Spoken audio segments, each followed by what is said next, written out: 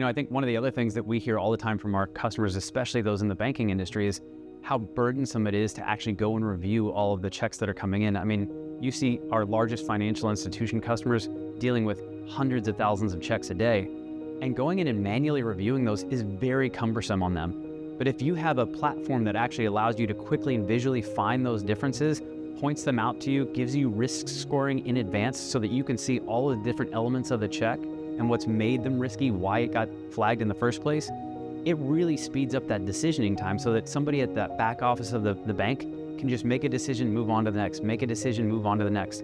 And that decisioning process, when you break it down, really saves a ton of money for banks and a ton of time for their customers. One of the other things that you see in the news all the time right now is, this huge surge of mail fraud.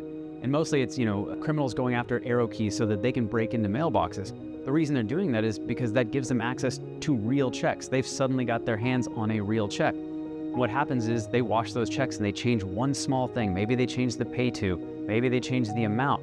But the challenge with that is, again, it's a real check. And so you need things like optical character recognition that can spot the differences between that check and the last one that came in, or the one that came before that, or maybe just the handwriting sample from one piece of the check to another. That's something that only technology can really help with because, again, it's a real check and that is a real problem.